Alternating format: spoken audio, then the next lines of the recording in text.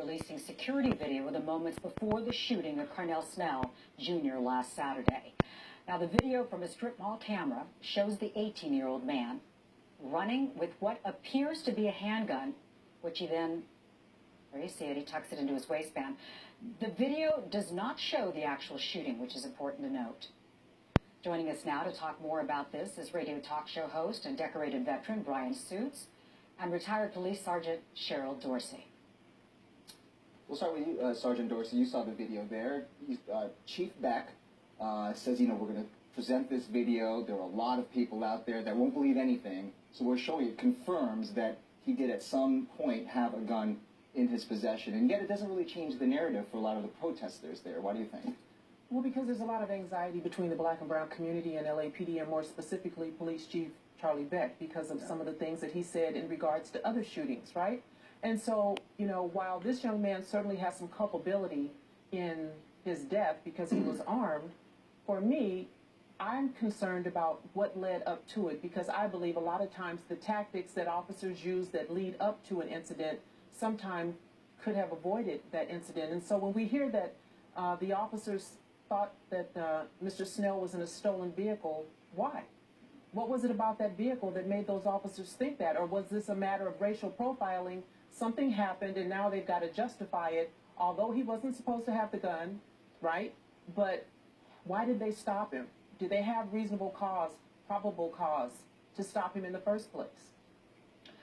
Brian Suits, I wondered if you could come into the conversation right now. And the question I have of you, do you think that the release of the video helped in any way in perhaps showing transparency, in your opinion? It shows that LAPD has been slow to the table in learning the lesson of social media and what we've seen from Ferguson, Missouri to Baton Rouge or wherever, Tulsa, Oklahoma, North Carolina, that social media gets its own momentum and it becomes the truth. And unless you have really exonerating evidence, like this is, to most reasonable people, they're not wondering why police interacted with these guys. And this was a felon who had no right to have a firearm. Most people say, well, this is what I pay police to do, is to keep law and order. And law and order is not a felon running around with a handgun.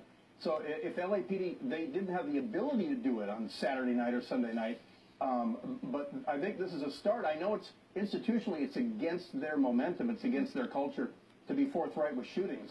But they need to start. They need to get into the world of viral messages, because you see how this took off. Saturday night, he was shot 4 times in the back, and then he was executed. But we have a situation where, in another shooting, a guy has a replica gun, and who on earth would expect that you would brandish that and not be shot? Yet that guy also was executed. So I think LAPD has to start doing this, and they need to dedicate an IT team, 10 officers or something, to be on this immediately when something like this happens. The chief seems to acknowledge that there are some police shootings that seem questionable or unjustifiable across the country. But now, when this video comes out and more evidence comes to the surface, is it to group all of these shootings together rather than to look at them individually?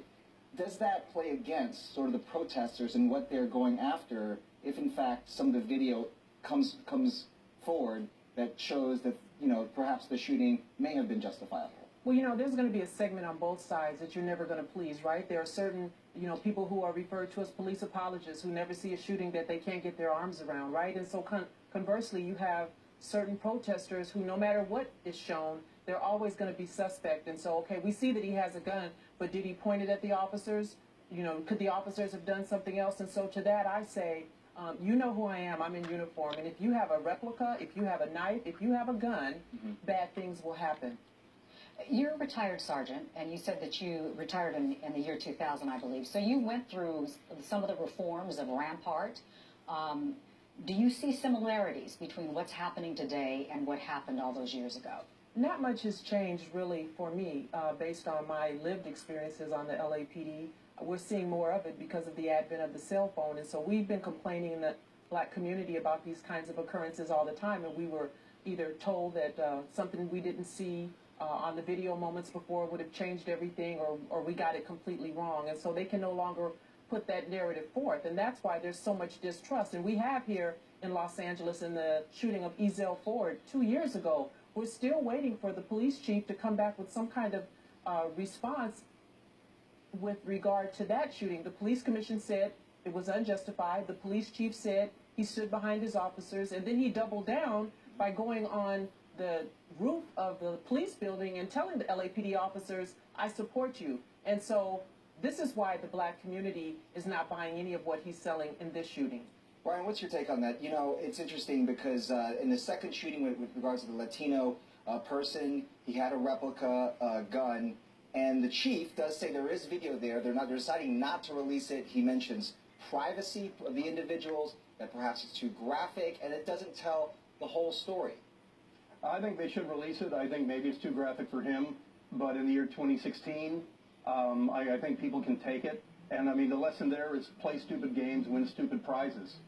You brandish a replica gun at a police officer, you're going to get that. And this is where reasonably most people's expectations of law enforcement is that law enforcement does the job that it does, and that the criminal is in charge of what level of use of force law enforcement has to respond to him with.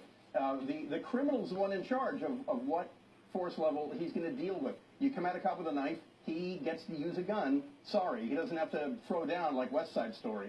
This is just, and also LAPD is doing a terrible job of educating the general public on what I just said, so they know how to get in touch with me. All right. Brian and Cheryl, thank you so much for being here today. Important to note, too, that the police commission, they stayed around after this contentious meeting today, and they actually met with people who were there to protest. So trying to diffuse some of the highly charged emotion around this very important event. All right.